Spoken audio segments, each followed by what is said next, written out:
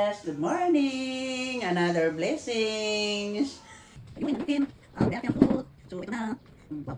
Ito lang. Ito maganda. Ito, magandang bayuin. Yan. Yan. Hindi masyadong hirap. Yan. Yan na, bo. Yan. Wala kang sisipin. Talagang ano.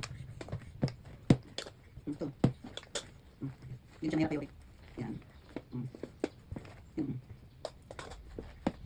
Siya hirap bayuin. Yan. Yan. Galing. O yan, ang bilis, kumulo na.